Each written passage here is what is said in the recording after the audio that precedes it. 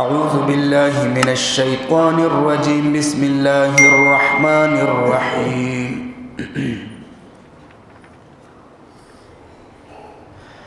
ألم تر إلى الذين تولوا قوما غضب الله عليهم ما هم منكم ولا منهم ويحلفون على الكذب وهم يعلمون أعد الله لهم عذابا شديدا إنهم ساء ما كانوا يعملون صدق الله العلي العظيم۔ یہ میں نے آپ کے سامنے سورہ مجادلہ کی آیتیں پڑھی ہیں۔ ان آیات میں منافقین کا ذکر ہے۔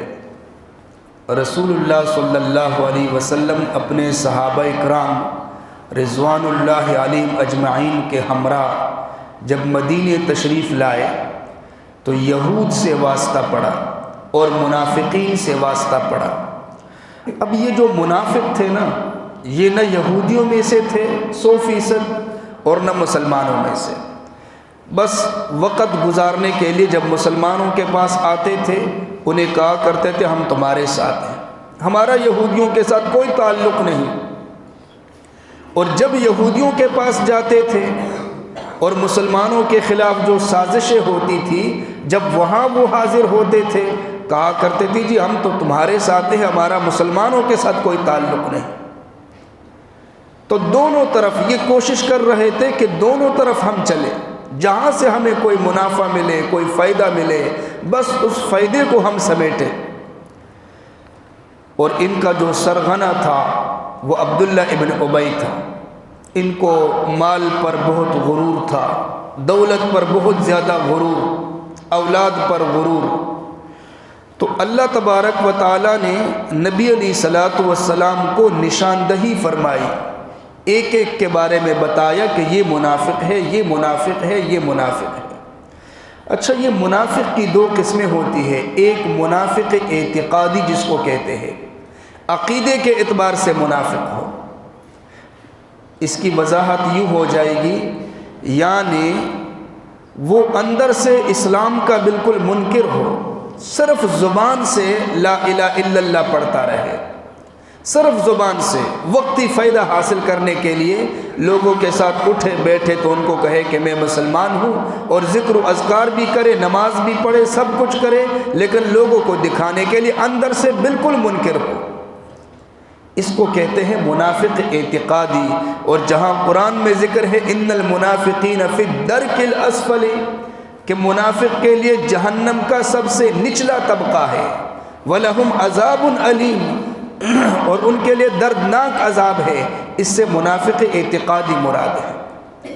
اور ایک ہوتا ہے منافق عملی، وہ دل سے منکر نہیں ہے، یعنی دل میں وہ گواہی دیتا ہے کہ اللہ اللہ ہے، رسول رسول ہے، سب کچھ مانتا ہے، لیکن عملی طور پر کبھی منافقوں کی طرح عمل اس سے ہو جاتا ہے۔ حدیث میں اس کی نشانیاں ہیں، اذا حدث کذبا، بات کرتا ہے تو جھوٹ بولتا ہے، قسمیں اٹھاتا رہتا ہے، گالیاں دیتا رہتا ہے، وغیرہ وغیرہ، کئی اس کی علامتیں ہیں۔ اس کو کہتے ہیں منافق عملی۔ یہ بہت بڑا مجرم ہوتا ہے، یہ کافر تو نہیں ہوتا، یہ بہت بڑا مجرم ہوتا ہے، گناہگار ہوتا ہے، فاسق ہوتا ہے۔ فرمایا الم تر الی الذین تولوا قوما غضب اللہ علیہم، کیا آپ نے نہیں دیکھا ان لوگوں کو جنہوں نے دوستی کی ایسی قوم کے ساتھ جن پر اللہ غضبناک ہو چکے ہیں، ما ہم منکم ولا منہم، نہ تو یہ تم میں سے ہے نہ ان میں سے ہے، وَيَحْلِفُونَ عَلَى الْكَذِبِ وَهُمْ يَعْلَمُونَ، اور یہ جھوٹ پر قسمیں اٹھاتے ہیں علم کے باوجود۔ فرمایا کہ ایسی قوم کو نہیں دیکھا کہ جو ایسی قوم کے ساتھ دوستی لگائے جن پر خدا کا غضب ہو چکا ہے، یعنی مغضوب علیہ قوم، مغضوب علیہ سے مراد یہودی ہے۔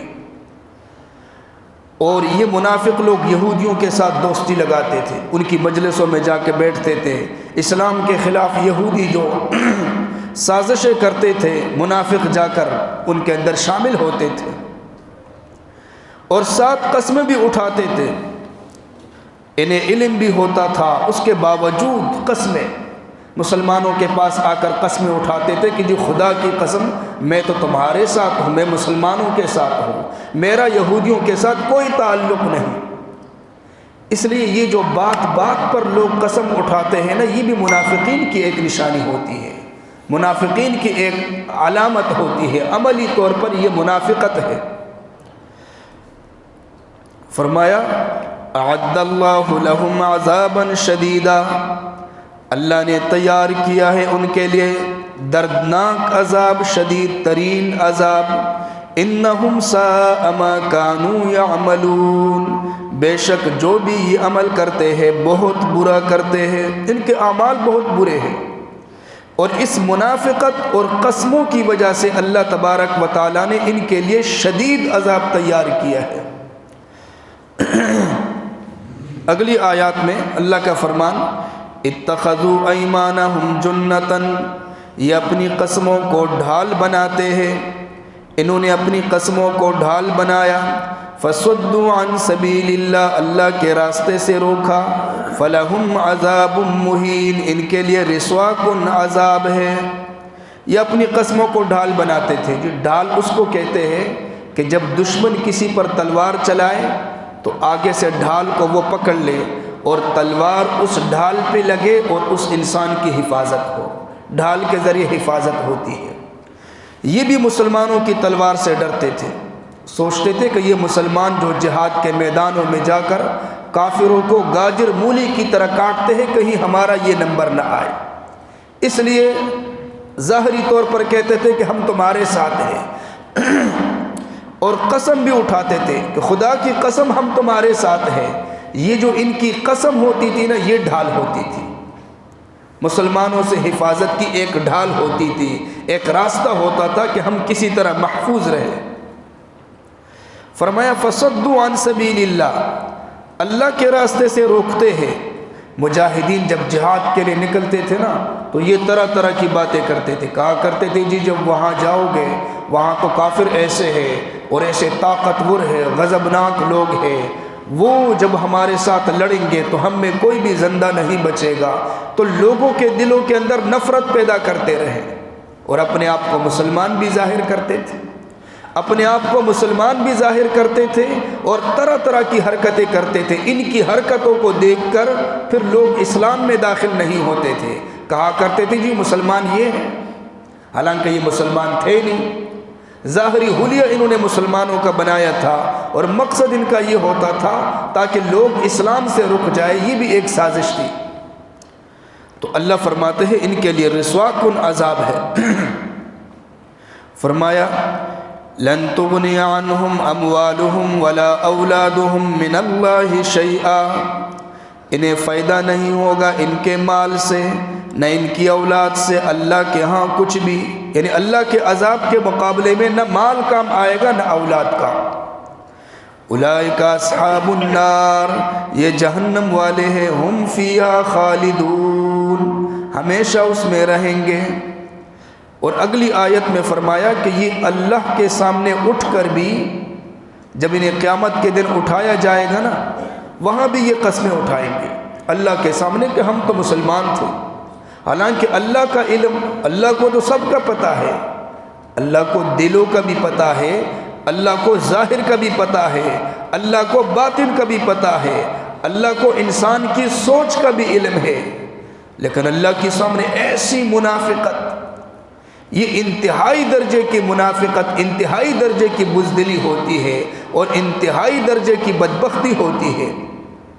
فرمایا یوم یبعثہم اللہ جمیعا، اس دن اللہ تبارک و تعالی ان سب کو اٹھائیں گے، فیحلفون لہ، پس یہ لوگ قسمیں شروع کریں گے، قسمیں اٹھائیں گے، کما یحلفون لکم، اس اللہ کے سامنے یہ قسمیں اٹھائیں گے جیسے کہ یہ تمہارے سامنے قسمیں اٹھاتے ہیں، وَيَحْسَبُونَ أَنَّهُمْ عَلَى شَيْءٍ، اور گمان کریں گے کہ یہ کسی دلیل پر ہے، الا خبردار، انہم ہم الکاذبون، یہی لوگ جھوٹے ہیں۔ یہ وہاں گمان کریں گے جی ہم سیدھے راستے پر ہیں، ہم برحق ہیں، اللہ کے سامنے قسمیں بھی اٹھائیں گے۔ اللہ فرماتے میں گواہی دیتا ہوں کہ یہ جھوٹے ہیں۔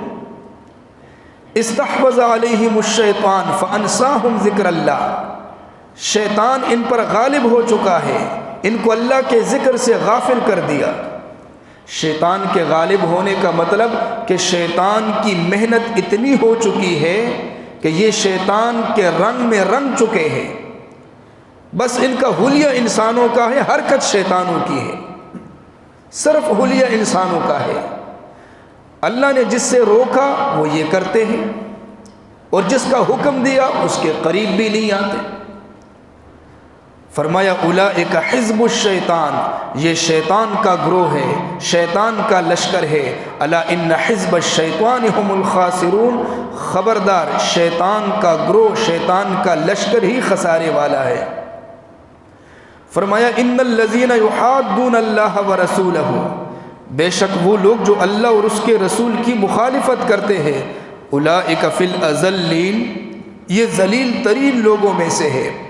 کتب اللہ لأغلبن انا ورسلی، اللہ یہ فیصلہ کر چکے ہیں، اللہ یہ لکھ چکے ہیں کہ میں غالب رہوں گا اور میرا رسول غالب رہے گا۔